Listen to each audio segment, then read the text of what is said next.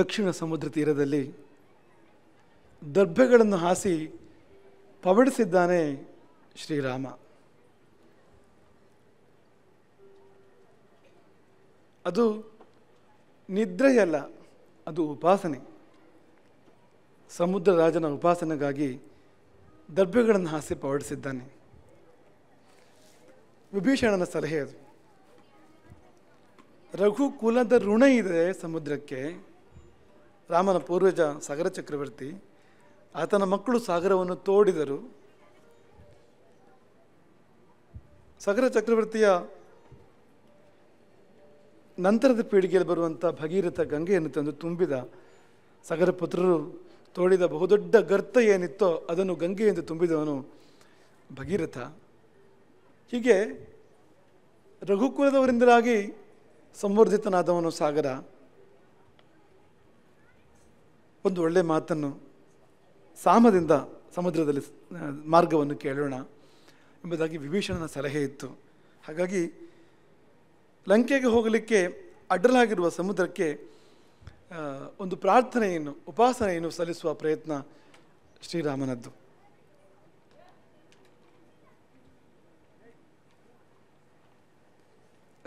ಪವಡಿಸಲಿಕ್ಕೆ ನಮಗೆಲ್ಲರಿಗೂ ಬರ್ತದೆ, ಆದರೆ ಪವಡಿಸಿ ಉಪಾಸನೆ ಮಾಡಲಿಕ್ಕೆ ಬರ್ತದೆ ಅನ್ನೋದು ಪ್ರಶ್ನೆ. ಕೂತಲ್ಲೇ ಜಪ ಮಾಡುವಾಗ ನಿದ್ದೆ ಬರ್ತದೆ, ಇನ್ನು ಮಲಗಿ ಜಪ ಮಾಡೋದು ಅಂದ್ರೆ ಸಾಧ್ಯವಾ ಅಂತ. ಹಗಲು ಮಲಗಬಾರ್ದಂತೆ, ದಿವಾಸ್ವಾಪ ನಿಷಿದ್ಧ, ಆದರೆ ವಿಶ್ರಾಂತಿ ಮಾಡಬಹುದು ಅಂತ. ವಿಶ್ರಾಂತಿ ಮಾಡೋದು ಅಂತಲೇ ಪ್ರಯತ್ನ ಮಾಡಿದ್ದು, ನಿದ್ದೆ ಬಂದೋಯ್ತು, ಏನು ಮಾಡೋದು ಅಂತ ಗೊತ್ತಿರಬೇಕು ಅಂತ. ಹಗಲು ಮಲಗಿ ವಿಶ್ರಾಂತಿ ಪಡಿಬೇಕು, ನಿದ್ದೆ ಮಾಡಬಾರ್ದು. ಅದು ಗೊತ್ತಿದ್ದರೆ ಮಾಡ್ಬೋದು ಅದನ್ನು. ನಮ್ಮ ಕೈಯಲ್ಲಿ ನಮ್ಮ ದೇಹ ಇಲ್ಲದೇ ಇದ್ದರೆ, ನಾವು ಹೇಳಿದ ಹಾಗೆ ನಮ್ಮ ದೇಹ ಕೇಳದೇ ಇದ್ದರೆ ಏನು ಮಾಡೋದು? ಅದು ಹೋದಾಗ ನಾವು ಹೋಗುವಂಥ ಸಂದರ್ಭ ಬಂದುಬಿಡ್ತದೆ ಅಂತ. ಪವಡಿಸಿ ಉಪಾಸನೆ. ಪ್ರಭು ಶ್ರೀರಾಮನು ಹೇಗೋ ಅವನ ಅವತಾರದ ಮೂಲದ್ರವ್ಯವಾದ ಶ್ರೀ ವಿಷ್ಣು ಕೂಡ ಹಾಗೆ ಆತ ಕ್ಷೀರಸಾಗರದಲ್ಲಿ ಪವಡಿಸಿದ್ದಾನೆ. ಅದು ನಿದ್ರೆ ಅಲ್ಲವಂತೆ, ಯೋಗ ನಿದ್ರೆ ಅಂದರೆ ಉಪಾಸನೆ. ನಿದ್ರಾ ಮುದ್ರಾಂ ನಿಖಿಲ ಜಗತಿ ರಕ್ಷಣೆ ಜಾಗರೂಕ. ನಿದ್ರಾ ಮುದ್ರೆ ಅದು ಜಾಗರೂಕವಾಗಿದೆ ಅಂತ. ಅದು ಜಾಡ್ಯ ನಿದ್ರೆ ಅಲ್ಲ, ಜಾಗರೂಕವಾಗಿ ಅಖಿಲ ಜಗತ್ತಿನ ರಕ್ಷಣೆಯನ್ನು ಮಾಡ್ತಾ ಇದೆ ಅಂಥ ನಿದ್ರೆ ಅದು. ಹಾಗೆ ಅದನ್ನು ನೆನಪಿಸುವಂತೆ ದರ್ಭಾನಾಸ್ತೀರ್ಯ, ದರ್ಭೆಗಳಲ್ಲಿ ಪ್ರಾಂಗುಖನಾಗಿ, ಪೂರ್ವಾಭಿಮುಖನಾಗಿ ಮಹೋದಧಿಯನ್ನು ಅಂದರೆ ಮಹಾಸಾಗರವನ್ನು ಉದ್ದೇಶಿಸಿ ಉಪಾಸನಾಪರನಾಗಿ ಪವಡಿಸಿದ್ದಾನೆ ಪ್ರಭು ಶ್ರೀರಾಮ. ಅವನ ಭುಜವೇ ಅವನಿಗೆ ತಲೆದಿಂಬು. ಬಾಹುಂ ಭುಜಗ ಭೋಗಾಭಂ ಉಪಧಾಯ. ತನ್ನ ಭುಜವೇ ತನಗೆ ತಲೆದಿಂಬು. ಆ ಭುಜ ಎಂಥದ್ದು? ಭುಜಗ ಭೋಗಾಭಂ, ಆದಿಶೇಷನ ಭೋಗದಂತೆ ಇದೆ. ಭೋಗ ಅಂತಂದರೆ ಸರ್ಪದ ಹೆಡೆಯನ್ನು ಬಿಟ್ಟು ಉಳಿದ ಭಾಗ ಇದೆಯಲ್ಲ, ಅದನ್ನು ಭೋಗ ಎಂಬುದಾಗಿ ಕರೀತಾರೆ. ಭೋಗಿ ಎಂದು ಸರ್ಪವನ್ನು ಕರೆಯುವ ಕ್ರಮ ಇದೆ. ಅದೇ ಕಾರಣಕ್ಕೋಸ್ಕರವಾಗಿ ಹೆಡೆಯನ್ನು ನುಡಿದ ಶರೀರ ಅದು ಭೋಗ. ಭುಜಗ ಭೋಗದಂತಿರುವ ಅಂದರೆ ಹೆಡೆಯುಳಿದ ಆದಿಶೇಷನ ಶರೀರದಂತಿರ್ತಕ್ಕಂಥ ಭುಜ, ಆ ಭುಜದ ಮೇಲೆ ತಲೆಯನ್ನಿಟ್ಟಿದ್ದಾನೆ ಪ್ರಭು ಶ್ರೀರಾಮ. ಆ ಭುಜ ಎಂಥದ್ದು? ಅರಿಸುವುದನ ಅರಿಸಂಹಾರಿ ಎಂಬ ಬಿರುದನ್ನು ರಾಮನಿಗೆ ತಂದುಕೊಟ್ಟಿರ್ತಕ್ಕಂಥ ಭುಜ ಅದು. ಸಮುದ್ರ ತಿಳ್ಕೊಳ್ಬೇಕು ಇದನ್ನು ಅಂತ. ಯಾವ ಭುಜವನ್ನು ತಲೆ ಅಡಿಯಲ್ಲಿಟ್ಟು ಉಪಾಸನೆ ಮಾಡ್ತಾ ಇದ್ದಾನೋ ಆ ಭುಜವನ್ನು ಮೇಲೆತ್ತಿದ್ರೆ ಏನು ಬೇಕಾದರೂ ಆಗ್ಬೋದು ಅಂತ. ಆ ಭುಜ ಒಂದು ಕಾಲದಲ್ಲಿ ಬಗೆ ಬಗೆಯ ಸ್ವರ್ಣಾಭರಣಗಳಿಂದ ಭೂಷಿತವಾಗಿದ್ದು.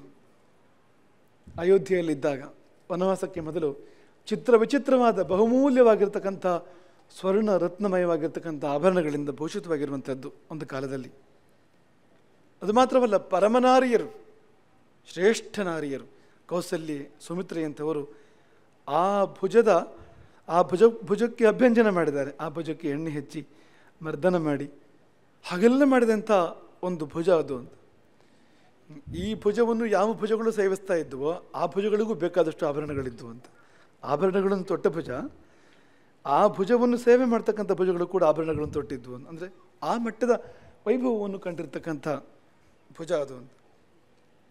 ಒಂದು ಕಾಲದಲ್ಲಿ ಚಂದನ, ಅಗರು ಮೊದಲಾಗಿರ್ತಕ್ಕಂಥ ಪರಿಮಳ ದ್ರವ್ಯಗಳಿಂದ ನಿತ್ಯ ಪೂಸಲ್ಪಟ್ಟಿರ್ತಕ್ಕಂಥ ಭುಜ.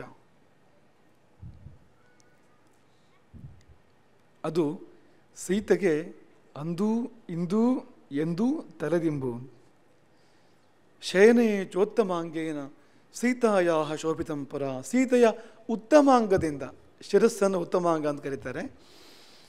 ಮನುಷ್ಯನಿಗೆ ಗೊತ್ತಿರಬೇಕು ಅದು ಇದೇ ಉತ್ತಮಾಂಗ ಅಂತ. ಶಿರಸ್ಸೇ ಉತ್ತಮಾಂಗ, ಜ್ಞಾನವೇ ಪ್ರಧಾನ ಅಂತ ಗೊತ್ತಿರಬೇಕು. ಅದು ಮರೆತು ಹೋದಾಗ ಉತ್ತಮಾಂಗ ಹೊಡೆಯೋದಿಲ್ಲ ಅದು. ಹಾಗೆ ಉತ್ತಮಾಂಗದಿಂದ, ಸೀತೆಯ ಉತ್ತಮಾಂಗದಿಂದ ಶೋಭಿತವಾಗಿರ್ತಕ್ಕಂಥ, ಸೀತೆ ತಲೆ ಇಟ್ಟು ಮಲಗ್ತಾ ಇದ್ಲು ಆ ಭುಜದ ಮೇಲೆ ಅಂತ. ಆ ಕಲ್ಪನೆಯು ತುಂಬ ಸುಂದರವಾಗಿದೆ. ಅಂಥ ಭುಜ ರಣರಂಗದಲ್ಲಿ ಶತ್ರುಗಳ ಶೋಕವರ್ಧನ ಆ ಭುಜ. ಯುದ್ಧ ಕ್ಷೇತ್ರದಲ್ಲಿ ರಾಮನ ಭುಜವನ್ನು ಮೇಲೆತ್ತಿದರೆ ಶತ್ರುಗಳಿಗೆ ಶೋಕವೇ ಆಮೇಲೆ ಅಂತ. ಹಾಗೆ ಸುಹೃದ ಆನಂದನ, ಮಿತ್ರರಿಗೆ ಆನಂದವನ್ನು ಕೊಟ್ಟಿರ್ತಕ್ಕಂಥ ಭುಜ. ಶತ್ರುಗಳನ್ನು ನಿಗ್ರಹ ಮಾಡಿರ್ತಕ್ಕಂಥ ಭುಜ, ಮಿತ್ರರಿಗೆ ಆನಂದವನ್ನು ಕೊಟ್ಟಿರ್ತಕ್ಕಂಥ ಭುಜ. ಸಾಮಾನ್ಯ ಮನುಷ್ಯನಿಗಿಂತಲೂ ಕೂಡ ದೀರ್ಘವಾಗಿರ್ತಕ್ಕಂಥದ್ದು. ಮೊಣಕಾಲಿನವರೆಗೆ ನಿಂತಾಗ, ನೇರವಾಗಿ ನಿಂತಾಗ ಮೊಣಕಾಲನ್ನು ಮುಟ್ಟುವಂಥ ಕೈಯದು. ಆಜಾನುಬಾಹು, ಜಾನು ಎಂದರೆ ಮೊಳಕಾಲು, ಆ ಅಂದರೆ ವರೆಗೆ ಅಂತ. ಆಜಾನುಬಾಹು ಅಂದರೆ ಮೊಳಕಾಲುವರೆಗೆ ಯಾರ ಕೈ ಇದೆಯೋ ಅಂಥವನು ಅಂತ. ಅಂಥ ದೀರ್ಘವಾದಂಥ ಭುಜ ನಮ್ಮವರೆಗೂ ತಲುಪಬೇಕಲ್ಲ, ನಾವೆಲ್ಲೋ ಇದ್ದೇವೆ. ಹಾಗಾಗಿ ಬಂದು ನಮ್ಮನ್ನು ಉದ್ಧರಿಸಬೇಕು ಅಂದರೆ ಅಷ್ಟು ಉದ್ದ ಕೈ ಬೇಕು. ಸಾಗರಾಂತೋ ವ್ಯಪಾಶ್ರಯಂ, ಸಮುದ್ರವೇ ಸೀಮೆಯಾಗಿ ಉಳ್ಳ ಇಡೀ ಭೂಮಂಡಲಕ್ಕೆ ಆಶ್ರಯ ಕೊಟ್ಟ ಭುಜ, ರಕ್ಷಣೆ ಕೊಟ್ಟ ಭುಜ. ಅಸ್ಯತಾಚ ಪುನಃಸವ್ಯಂ ಜಾಘಾತ ವಿಹತತ್ವಚಂ. ರಾಮನು ಎರಡೂ ಕೈಯಿಂದ ಯುದ್ಧ ಮಾಡ್ತಾ ಇದ್ದಂತೆ. ಅಂದರೆ ಧನುರ್ಬಾಣಗಳನ್ನು ಪ್ರಯೋಗ ಮಾಡುವಾಗ ಸವ್ಯಸಾಚಿ ಅಂತ ಹೇಳ್ತಾರೆ. ಅರ್ಜುನನಿಗೆ ಸವ್ಯಸಾಚಿ ಅಂತ ಹೆಸರಿದೆಯಲ್ಲ, ರಾಮ ಮೊದಲೇ ಮಾಡಿರ್ತಕ್ಕಂಥದ್ದು. ಸಾಮಾನ್ಯವಾಗಿ ಎಡಗೈಯಲ್ಲಿ ಧನುಸ್ಸು, ಬಲಗೈಯಲ್ಲಿ ಬಾಣ. ಯಾಕಂದರೆ ಶಕ್ತಿ ತುಂಬಬೇಕು ಈ ಕೈಗೆ, ಬಲಗೈಗೆ ಶಕ್ತಿ ತುಂಬಬೇಕು. ಬಾಣ ದೂರದವರೆಗೂ ಸಾಗಬೇಕು ಮತ್ತು ಗುರಿಯನ್ನು ಆ ವೇಗದಲ್ಲಿ ಭೇದಿಸಬೇಕು ಅಂದರೆ ಶಕ್ತಿ ಜಾಸ್ತಿ ಬೇಕು. ಹಾಗಾಗಿ ಬಲಗೈಯಲ್ಲಿ ಬಾಣ, ಎಡಗೈಯಲ್ಲಿ ಧನುಸ್ಸು ಹೀಗಿರುವಂಥದ್ದು. ಹಾಗಾಗಿ ಆ ಧನುಸ್ಸನ್ನು, ಆ ಹೆದೆಯನ್ನು ಸೆಳೆದು ಬಿಟ್ಟಾಗ ಆ ಹೆದೆ ಇಲ್ಲಿಗೆ ಹೊಡಿತದೆ, ಎಡಭುಜಕ್ಕೆ ಹೊಡಿತದೆ. ಯಾವಾಗಲೂ ಚರ್ಮ ಹೋಗ್ತದೆ ಅಲ್ಲಿ ಅಂತ, ಅದು ಗುರುತಾಗ್ತದೆ. ಒಬ್ಬ ಬಿಲ್ಗಾರನೇ ಹೋದಾದರೆ ಅವನ ಎಡಭುಜದಲ್ಲಿ ಗುರುತಿರಬೇಕು, ಅದರದ್ದು ಒಂದು ಚರ್ಮ ಹೋಗಿರ್ತದೆ ಅಲ್ಲಿ ಅಂತ. ಬಲಭುಜದಲ್ಲೂ ಹೋಗಿದೆ ಅಂತ ರಾಮನಿಗೆ. ಹೇಗೆ ಅಂದರೆ ಎಡಗೈ ಬಲಗೈ ಅಂದರೆ ಎಡಗೈಯಲ್ಲಿ ಧನಸ್ಸು ಬಲಗೈಯಲ್ಲಿ ಬಾಣ ಮಾತ್ರ ಅಲ್ಲ, ಕೆಲವೊಮ್ಮೆ ಬಲಗೈಯಲ್ಲಿ ಧನಸ್ಸು ಹಿಡಿದು ಎಡಗೈಯಲ್ಲೂ ಕೂಡ ಬಾಣವನ್ನು ಪ್ರಯೋಗ ಮಾಡ್ತಾ ಇದ್ದ ಅಂತ. ತುಂಬ ಅಪರೂಪ ಅದು, ಆ ತಳಿ, ಆ ವರ್ಗದವರು ತುಂಬ ಅಪರೂಪ. ಎರಡೂ ಕೈಯಲ್ಲಿ ಧನಸ್ಸನ್ನು ಹಿಡಿದು ಎರಡೂ ಕೈಯಲ್ಲಿ ಬಾಣವನ್ನು ಪ್ರಯೋಗ ಮಾಡ್ತಕ್ಕಂಥವ್ರು. ಅಂದರೆ ಯುದ್ಧದಲ್ಲಿ ಸಂದರ್ಭ ಸೌಕರ್ಯ ಅನುಸಾರವಾಗಿ ಈ ಕೈಯಿಂದ ಈ ಕೈಗೆ ಧನುಸ್ಸನ್ನು ತೆಗೆದುಕೊಂಡು ಮತ್ತೊಂದು ಎಡಗೈಯಿಂದ ಬಾಣ ಬಿಡಬೇಕು ಅಂದರೆ ಎರಡೂ ಕೈಯು ಸಮಾನ ಬಲವುಳ್ಳದ್ದು ಅಂತ, ಅಥವಾ ಶತ್ರುಗಳಿಗೆ ಸಾಕು ಅಂತ ಆ ಬಲ ಅಂತ. ಹಾಗಾಗಿ ಅಸ್ಯತಾಚ ಪುನಃಸವ್ಯಂ ಜಾಘಾತ ವಿಗತತ್ವಚಂ. ಸವ್ಯಸಾಚೆ ಹೌದು ಎಂಬುದಕ್ಕೆ ಪ್ರತೀಕವಾಗಿ ಬಲಗೈಯಲ್ಲಿ ಧನುಸ್ಸನ್ನು ಹಿಡಿದು ಯುದ್ಧ ಮಾಡುವಾಗ ಹೆದೆತಾಗಿ ಬಲಗೈಯ ಚರ್ಮದ ಮೇಲೆ ಗುರುತಾಗಿದೆ, ಬಲಭುಜದ ಚರ್ಮದ ಮೇಲೆ ಗುರುತಾಗಿದೆ. ಅಂತಹ ಮಹಾಪರಿಘದಂಥ, ಪರಿಘಾಯುಧ ಅಂತ ಒಂದು ಆಯುಧ, ಮೇಲೆ ಮೇಲೆ ದಪ್ಪ ಕೆಳಗೆ ಸಪುರ ಇರತಕ್ಕಂಥ ಒಂದು ದಂಡಾಕಾರದ ಒಂದು ಆಯುಧ, ಅದು ಪರಿಘಾಯುಧ. ಮಹಾಪರಿಘವನ್ನು ಹೋಲುವಂಥ ಆ ಒಂದು ಭುಜ. ಸಾವಿರ ಸಾವಿರ ಸಾವಿರ ಸಾವಿರ ಗೋವುಗಳನ್ನು ದಾನ ಮಾಡಿದೆ ಅಂತ ಆ ಭುಜ. ಅದು ದಾನ ಮಾಡಿದ್ದಕ್ಕೆ ಲೆಕ್ಕ ಇಲ್ಲ ಅಂತ. ಅಷ್ಟೆಲ್ಲ ಗೋವುಗಳನ್ನು ಅಥವಾ ರತ್ನಗಳನ್ನು, ಸಂಪತ್ತನ್ನು ವಿತರಿಸಿದ್ದ ಭುಜ ಅದು ಅಂತ. ಅಂಥ ಭುಜವನ್ನು ತಲೆ ಕೆಳಗಿಟ್ಟು ಏನು ಸಂಕಲ್ಪ? ಅದ್ಯಮೇ ಮರಣಂ ವಾಥ ತರಣಂ ಸಾಗರಸ್ಯವ. ಒಂದೋ ಸಾಗರ ತರಣ ಅಥವಾ ಇಲ್ಲಿಯೇ ಮರಣ, ಅದು ಅಲ್ಲಿಯವರೆಗೆ ಹೇಳೋದಿಲ್ಲ ಎನ್ನುವ ಒಂದು ತೀರ್ಮಾನ ಅಂತ. ಆ ಕಾರ್ಯವಾಗದೆ ಹಿಂದಕ್ಕೆ ಬರೋದಿಲ್ಲ ಅಂತ ರಾಮನ ತೀರ್ಮಾನಗಳು ಅಂಥದ್ದು ಅಂತ. ಅದೊಂದು ಸಂಕಲ್ಪ ಅಂತ ಮಾಡಿದರೆ ಆ ಸಂಕಲ್ಪವು ಸಾಕಾರವಾಗಿಯೇ ಸಿದ್ಧ, ಆಗಿಸಿಯೇ ಸಿದ್ಧ ರಾಮ ಅಂತ. ಹುಸಿ ಸಂಕಲ್ಪಗಳಿಲ್ಲ. ನಿನ್ನೆ ಏನೋ ಒಂದು ಮನಸ್ಸು ಬಂತು, ಸಂಕಲ್ಪ ಮಾಡಿದೆ, ಇವತ್ತು ಬೇರೆ ಮನಸ್ಸು ಬಂದಿದೆ, ಹಾಗಾಗಿ ರಾಜೀನಾಮೆ ಆ ಸಂಕಲ್ಪಕ್ಕೆ. ನಿನ್ನೆ ಅದೆಲ್ಲ ಇಲ್ಲ. ಹಾಗಾಗಿ ಒಂದೇ ಮಾತು, ಒಂದೇ ಮನಸ್ಸು, ಒಂದೇ ಗುರಿ, ಅದು ರಾಮ ಅಂತ. ಹಾಗಾಗಿ ಅದ್ಯಮೇ ಮರಣಂ ವಾಥ ಸಾಗರಸ್ಯ ಆತ ತರಣಂ ಸಾಗರಸ್ಯ ಅಂತ. ಒಂದೋ ಸಮುದ್ರ ತರಣ ಅಥವಾ ಇಲ್ಲಿಯೇ ಮರಣ, ಅತ್ರೈವ ಮರಣಂ ಎನ್ನುವಂಥ ಸಂಕಲ್ಪದಲ್ಲಿ ರಾಮನು ಅಧಿಶಿಷ್ಯೆ ಪ್ರಯತೋ ಮುನಿ. ನೀವು ಪೌಡಿಸಿದ ಅನ್ನುವಾಗ ಯಾರ್ಯಾರಿಗೆ ಏನೇನು ಅನ್ನಿಸ್ತೋ ಗೊತ್ತಿಲ್ಲ, ಹಿಂದೆ ಮುಂದೆ ಶಬ್ದ ಇದೆ. ಪ್ರಯತೋ ನಿಯತೋ ಮುನಿ ಅಂದರೆ ಸಂಪೂರ್ಣ ಸಂಯಮ ಮಾಡಿದವನಾಗಿ ಅಂತ. ಕಣ್ಣು, ಕಿವಿ, ಮೂಗು, ನಾಲಿಗೆ, ಚರ್ಮ ಮೊದಲಾಗಿರ್ತಕ್ಕಂಥ ಪಂಚೇಂದ್ರಿಯಗಳನ್ನು, ಮನಸ್ಸನ್ನು, ಸಂಪೂರ್ಣವಾಗಿ ಶರೀರವನ್ನು ಸಂಯಮ ಮಾಡಿದವನಾಗಿ, ಸಂಯತನಾಗಿ, ನಿಯತಃ ಅಂದರೆ ನಿಯಮಗಳಿಗೆ ಒಳಪಟ್ಟು ಪೌಡಿಸಿದ.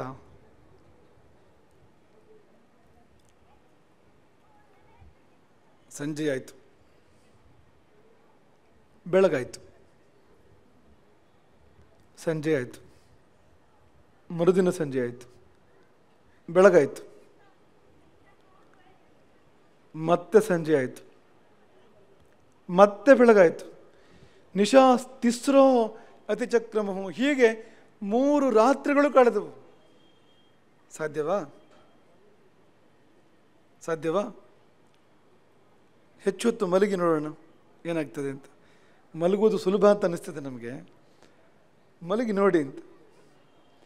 ಈಗ ನಿತ್ಯ ಮಲಗುವುದೇ, ರಾತ್ರಿ ನಿದ್ದೆ ಬರದೇ ಇದ್ದರೆ ಆ ಒಂದು ಮಲಗಿದ ಭಂಗಿ ಇದೆಯಲ್ಲ, ಅದು ದೊಡ್ಡ ನರಕ, ಚಿತ್ರಹಿಂಸೆ. ಅದು ಎಲ್ಲ ಮೂಳೆಯೂ ನೋವಾಗ್ಲಿಕ್ಕೆ ಪ್ರಾರಂಭ ಆಗ್ತದೆ ಒಂದು ಸ್ವಲ್ಪ ಹೊತ್ತು ಕಳೆದ್ರೆ, ಅಲ್ವಾ? 3 ದಿನ ಮಲಗೋದು ಅಂದರೆ ಅದು ಪ್ರಯತಃ ನೇತಃ ಅಂದರೆ ಪೂರ್ತಿ ಮನಸ್ಸಂಯಮ ಮಾಡಿ, ಶರೀರದ ಸಂಯಮ ಮಾಡಿ, ನಿಯಮಗಳಿಗೆ ಒಳಪಟ್ಟು ಮಲಗೋದಂದ್ರೆ ಏನು ಅಂತ. ಉಪಾಸನೆ ಅಂದರೆ ಹಾಗೆ ಅಂತ, ಅಂಥ ಉಪಾಸನೆ ಇದು ಅಂತ.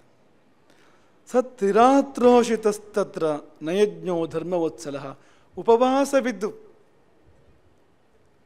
ನಿದ್ದೆ ಮಾಡದೆ, ಅಂದರೆ ಅನ್ನ ಮತ್ತು ನಿದ್ದೆಗಳನ್ನು ಬಿಟ್ಟು, ಆಹಾರ ನಿದ್ದೆಗಳನ್ನು ಬಿಟ್ಟು ಕೇವಲ ಉಪಾಸನಾಪರನಾಗಿ 3 ಹಗಲು 3 ರಾತ್ರಿ ಕಳೆದಿದ್ದಾನೆ ರಾಮ ಅಂತ. ವಾಲ್ಮೀಕಿಗಳು ಹೇಳ್ತಾರೆ, ಸಮುದ್ರನಿಗೆ ಬುದ್ಧಿ ಇಲ್ಲ ಅಂತ. ನಚ ದರ್ಶಯತೆ ಮಂದಹ ಅಂತ. ಮಂದಹ ಅಂದರೆ ಅದೇ ಬುದ್ಧಿ ಇಲ್ಲದೆ ಇದ್ದವನು, ಮೂರ್ಖ ಎಂಬ ಅರ್ಥವನ್ನು ಕೊಡ್ತದೆ ಅಂತ ಆ ಶಬ್ದ ಹೇಳಿದ್ದಾರೆ ವಾಲ್ಮೀಕಿಗಳೇ. ಯಾಕೆಂದರೆ ಇಷ್ಟು ಮಾಡಬೇಕಾ ನಿನಗೆ ಅಂತ. ರಾಮ ಬಂದಿದ್ದಾನೆಂದರೆ ಸಾಲದ. ಹನುಮಂತ ಬಂದಾಗ ಇದ್ದ ಬುದ್ಧಿ ಎಲ್ಲೋಯ್ತು. ಹನುಮಂತ ಏನೇ ಕರೆದಿರಲಿಲ್ಲ, ಕೇಳಿರಲಿಲ್ಲ. ನೀನಾಗಿ ಮೈನಾಕ ಪರ್ವತನ ಬಳಿ ಹೋಗಿ ನೀನು ಬೆಳೆದು ಹನುಮಂತನಿಗೆ ವಿಶ್ರಾಂತಿಯನ್ನು ಕೊಡು ಎಂಬುದಾಗಿ ಹೇಳಿದವನು ಈಗ ಏನಾಯಿತು ನಿನಗೆ ಎಂಬ ಭಾವ ಇದೆ ಅಲ್ಲಿ ಅಂತ. ದರ್ಶನ ಕೊಡಲಿಲ್ಲ ಸಮುದ್ರ. 3 ಹಗಲು 3 ರಾತ್ರಿ ಯಥಾರ್ಹಂ, ಯಥಾಯೋಗ್ಯವಾಗಿ ಪೂಜಿಸಲ್ಪಟ್ಟರು ಕೂಡ. ಅದು ಪ್ರಯತ್ನಾಗಿ ನೇತನಾಗಿ ಎಲ್ಲ ನಿಯಮಗಳಿಗೆ ಒಳಪಟ್ಟು ಮನಸ್ಸಂಯಮದೊಂದಿಗೆ ಉಪಾಸನೆ ಮಾಡಿದರೂ ಕೂಡ ಸಮುದ್ರ ಮಂದ ಬುದ್ಧಿಯಿಂದಲಾಗಿ ದರ್ಶನ ಕೊಡಲಿಲ್ಲ. ಅದು ಕೆಲವು ಸಾರಿ ಹಾಗೆ ಆಗೋದು. ಏನಂದರೆ ಯಾರು ಭಾಳ ದೊಡ್ಡವರು ಬಂದು ನಮ್ಮನ್ನು ಆಶ್ರಯಿಸ್ತಾರೆ ಅಥವಾ ನಮ್ಮನ್ನೇನೋ ಕೇಳ್ತಾರೆ ಅಂತಂದರೆ ಒಂದು ಭ್ರಮೆ. ಬಹುಶಃ ನನಗೆ 3ನೇ ಕಣ್ಣಿದೆ, ಅಲ್ಪರಿಗೆ ಕಾಣ್ತಾ ಇಲ್ಲ. ಅದು ಅಲ್ಪ ಪುಣ್ಯ ಇದ್ದವರಿಗೆ, ಅಲ್ಪ ಬುದ್ಧಿಯವರಿಗೆ ಕಾಣೋದು, ಇಲ್ಲಿದೆ 3ನೇ ಕಣ್ಣು ಅಂತ ಭ್ರಮೆ ಬಂದ್ಬಿಡ್ತದೆ ಅಂತ. 4 ತಲೆ ಇದೆ ಬ್ರಹ್ಮ ನಾನು, 3 ಕಣ್ಣಿದೆ ಶಿವ ನಾನು, 4 ಕೈ ಇದೆ ವಿಷ್ಣು ನಾನು. ಭ್ರಮೆಗಳು ಬಂದುಬಿಡ್ತವೆ ಅಂತ. ಅಷ್ಟು ಅವಕಾಶ ಕೊಡಬಾರ್ದು. ರಾಮನಂತವನು ಬಂದು ಕೇಳುವಂತೆ ಮಾಡಬಾರ್ದು. ಅದು ಯೋಗ್ಯತೆಗೆ ಕಡಿಮೆ. ಯಾಕೆಂದರೆ ಮಾಡ ಹೊರಟ ಕಾರ್ಯ ಅದು ಸಮುದ್ರನಿಗೂ ಮಹೋಪಕಾರ. ಅದು ಮಹೋಪಕಾರ ಸಮುದ್ರನಿಗೂ. ಚಲೋರ್ಮಿ ಮಾಲಿಹಿ ತಂ ದೃಷ್ಟ ಸಾಗರೋಪಿ ಕಂಪತೆ. ರಾವಣ ಮನೆಯಿಂದ ಹೊರಗೆ ಬಂದ ಅಂದರೆ ಅವನನ್ನು ಸಮುದ್ರ ನೋಡಿದರೆ ನಕಂಪತೆ. ಸಾಮಾನ್ಯವಾಗಿ ಅಲೆಗಳಿಂದ ಚಲನಶೀಲವಾಗಿರ್ತಕ್ಕಂಥ ಸಮುದ್ರ ಸ್ತಬ್ಧ ಆಗ್ತದಂತೆ ಅವನನ್ನು ಕಂಡಾಗ. ಅಂದರೆ ಅಂಥ ಭಯ ರಾವಣನದ್ದು ಪ್ರಕೃತಿಯಲ್ಲಿ ಕೂಡ ಇತ್ತು ಅಂತ. ಆದರೆ ಏನು ಬುದ್ಧಿಯೋ ಬರಲೇ ಇಲ್ಲ. ತತಃ ಕ್ರುದ್ಧ, ಕೋಪ ಬಂತು ರಾಮನಿಗೆ. ರಕ್ತಾಂತಲೋಚನ, ಕಣ್ಣ ಕೊನೆ ಕೆಂಪಾಯಿತು. ಅಷ್ಟು ಸಾಕು.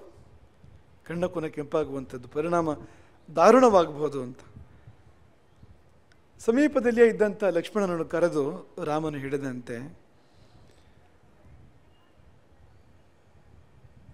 ಪೂಜೆ ಆಯಿತು, ಪ್ರಯೋಜನವಾಗಲಿಲ್ಲ, ಇನ್ನು ಮಂಗಳಾರತಿ ಮಾಡೋದೊಂದೇ ದಾರಿ ಅಂತ. ಮಂಗಳಾರತಿ ಅಂತ ಭಾಳ ಒಳ್ಳೆಯ ಅರ್ಥದಲ್ಲಿ ಹೇಳ್ತಾ ಇಲ್ಲ. ಅಬಲೇಪ ಸಮುದ್ರಸ್ಯ, ಗರ್ವ ಸಮುದ್ರನಿಗೆ. ನದರ್ಶಯತ್ ಯತ್ ಸ್ವಯಂ, ಒಂದು ದರ್ಶನ ಕೊಡಲಿಲ್ಲ 3 ದಿನದ ಉಪಾಸನೆಗೆ.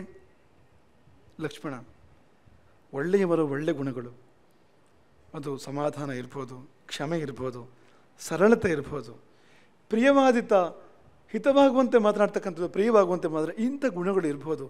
ಇವೆಲ್ಲ ಗುಣಹೀನರ ಮುಂದೆ, ದುಷ್ಟರ ಮುಂದೆ ಅವು ಅಸಾಮರ್ಥ್ಯ, ದೌರ್ಬಲ್ಯ ಅಂತ ಕರೆಸ್ಕೊಳ್ಳಲ್ಪಡ್ತವೆ ಅಂತ. ಸಜ್ಜನನ ಔದಾರ್ಯ ದುರ್ಜನನ ಪಾಲಿಗೆ ದೌರ್ಬಲ್ಯ ಅಂತ ಅನಿಸ್ಬಿಡ್ತದೆ ಅಂತ, ಕೈಲಾಗೋದಿಲ್ಲ ಅಂತ. ತಾನಾಗಿದ್ದರೆ ಏನು ಮಾಡ್ತಾ ಇದ್ದೆ, ಹಾಗೆಲ್ಲ ಮಾಡಿಲ್ಲ ಅಂದರೆ, ಆ ಒಂದು ದೌರಾತ್ಮ್ಯ ತೋರಿಸಿಲ್ಲ ಅಂತಂದರೆ ಕೈಲಾಗೋದಿಲ್ಲ, ಅಸಾಮರ್ಥ್ಯ ಅಂತ. ಗುಣಹೀನನಲ್ಲಿ ಗುಣವಂತನ ಈ ಸದ್ಗುಣಗಳು ಅಸಾಮರ್ಥ್ಯ ಅಂತ ಕರೆಸ್ಕೊಳ್ಳಲ್ಪಡ್ತವೆ. ಹಾಗಾಯಿತು ನನ್ನ ಕಥೆ ನೋಡು. ಈ ಲೋಕದಲ್ಲಿ ಆತ್ಮ ಪ್ರಶಂಸೆಗಳಿರ್ತಾರೆ, ತಮ್ಮನ್ನು ತಾವೇ 3 ಹೊತ್ತು ಹೊಗಳ್ಕೊಳ್ತಕ್ಕಂಥವ್ರು, ತಮ್ಮನ್ನು ತಾವೇ 3 ಹೊತ್ತು ಹೊಗಳ್ಕೊಳ್ತಾರೆ. ಕೆಲವರಿಗೆ ಆ ಒಂದು ಚಪಲ ಇರ್ತದೆ, ನೇರವಾಗಿ ಪರ್ಯಾಯವಾಗಿ ಹೇಗಾದರೂ ಮಾಡಿ ತನ್ನ ಒಂದು ಶ್ರೇಷ್ಠತೆಯನ್ನು, ಇರುವ ಇಲ್ಲದ ಶ್ರೇಷ್ಠತೆಯನ್ನು ಪ್ರಕಟಪಡಿಸುವಂಥದ್ದು ಅಂತ. ನಮಗೆ ನಮ್ಮ ಉಪಾಧ್ಯಾಯರ ನೆನಪಾಗ್ತದೆ, ಯಾವತ್ತೂ ಬರೆದಿದ್ದವಳು ಪಕ್ಕದ ಮನೆಗೆ ಬಂದು ಬಗೆ ಬಗೆಯಲ್ಲಿ ಮಾತನಾಡ್ತಾ ಇದ್ದಾಳೆ. ಸುಮಾರು ಹೊತ್ತು ಕೂತಿದ್ದಾಳೆ. ಅಲ್ಲಿ ಕೂತರೆ ಕೆಲಸ ಆಗಲಿಲ್ಲ, ಬಂದಿದ್ದು. ಕೊನೆಗೆ ಇದು ಕೊಟ್ಟಿಗೆಗೆ ಹೋಗಿ ಪುಟ್ಟ ಕರು ಇತ್ತು. ಆ ಕರುವಿನ ಬೇನ ಮೇಲೆ, ಕರು ಭಾಳ ಚೆನ್ನಾಗಿದೆಯಲ್ಲ, ಯಾವಾಗ ಹುಟ್ಟಿದ್ದು ಅಂತ ಕೈ ಆಡಿಸ್ತಾ ಇದ್ದಾಳೆ. ಉಂಗುರ ಯಾವಾಗ ತೊಗೊಂಡು ಅಂತ ಕೇಳಿಲ್ಲಂತೆ ಪಕ್ಕದ ಮನೆಯೊಳಗೆ ಕೊಡಲಿ. ಉದ್ದೇಶ ಅದು, ಉಂಗುರ ತೋರಿಸ್ಬೇಕಾಗಿದೆ. ಪಕ್ಕದ ಮನೆಗೆ ಹೋಗಿದ್ದಾಕೆ ಭಾಳ ದಿನಗಳ ನಂತರ ಅಂದರೆ ಹೊಸ ಉಂಗುರ ಬಂದಿದೆ, ಆ ಉಂಗುರವನ್ನು ತೋರಿಸಿ ಹೊಟ್ಟೆ ಒರೆಸ್ಬೇಕು ಪಕ್ಕದ ಮನೆ ಒಳದ್ದು. ಹಾಗಾಗಿ ಹೋಗಿ ಕಾಫಿ ಕುಡ್ದಾಯ್ತು, ಕತೆ ಹೇಳಿ ಆಯಿತು, ಏನು ಮಾಡಿದ್ರು ಉಂಗುರ ನೋಡ್ತಾ ಇಲ್ವಲ್ಲ ಅಂತ. ಹಾಗಾಗಿ ಕರುವಿನ ಬೆನ್ನ ಮೇಲೆ ಕೈ ಆಡಿಸಿ ಉಂಗುರ ನೋಡು ಅಂತ ನಂದು ಅಂತ.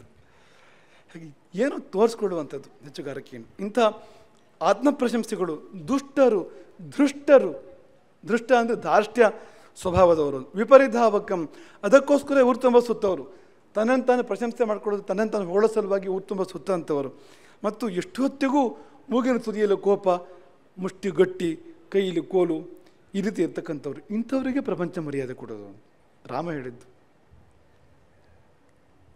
ಹೇಳಿದ್ದು. ಲೋಕ ಸತ್ಕರಿಸುವುದು ಇಂಥವರನ್ನು ಅಂತ. ಮತ್ತು ನನ್ನಂಥವರನ್ನು ಬಾಗಿಲಿಗೆ ಬಂದು 3 ದಿನ ಉಪಾಸನೆ ಮಾಡಿದರು, ಮುಖ ತೋರಿಸೋದಿಲ್ಲ. ಸಾಮನ ಶಕ್ಯತೆ ಕೀರ್ತಿ, ಸಾಮದ ಮಾರ್ಗದಲ್ಲಿ ಕೀರ್ತಿಯೂ ಇಲ್ಲ, ಯಶಸ್ಸೂ ಇಲ್ಲ. ನೋಡು ಲಕ್ಷ್ಮಣ, ಜಯವೂ ಇಲ್ಲ. ನಮಗೊಂದು ಮಾತನ್ನು ಹೇಳಬೇಕು ಅಂತ ಅನಿಸ್ತದೆ ಈ ಸಂದರ್ಭದಲ್ಲಿ. ಒಳ್ಳೆಯತನಕ್ಕೆ ಬೆಲೆ ಇಲ್ಲ ಅಂತ ದೇವರಿಗೂ ಅನ್ನಿಸುವ ಹಾಗೆ ಈ ಲೋಕ ಸಮಾಜ ನಡ್ಕೊಳ್ತದೆ ಕೆಲವು ಸಾರಿ ಅಂತ. ಸಾಕ್ಷಾತ್ ದೇವರಿಗೂ ಇಲ್ಲಿ ಒಳ್ಳೆತನಕ್ಕೆ ಬೆಲೆ ಇಲ್ಲ ಅಂತ ಅನಿಸೋ ಹಾಗೆ ಮಾಡ್ತದೆ ಪ್ರಪಂಚ ಅಂತ. ಅದು ಸತ್ಯ ಅಂತಲ್ಲ, ಅದು ಹಾಗೆ ಇರಬೇಕು ಅಂತಲ್ಲ. ಇದು ರಾಮನ ಸ್ಥಾಯಿ ಭಾವ ಅಲ್ಲ, ಸ್ಥಿರ ಭಾವ ಅಲ್ಲ. ಆದರೆ ಒಂದು ಕ್ಷಣ ಏನು ಪ್ರಯೋಜನ, ಒಳ್ಳೆ ಗುಣಗಳಿಗೆ, ಒಳ್ಳೆ ಸ್ವಭಾವಕ್ಕೆ ಏನರ್ಥ ಅಂತ ಅನಿಸೋ ಹಾಗೆ ಮಾಡಿಬಿಡ್ತದೆ ಪ್ರಪಂಚ ಅಂತ. ಹಾಗೆ ನಡ್ಕೊಂಡಂತೆ ಆಯಿತು ಸಮುದ್ರ ಅಂತ.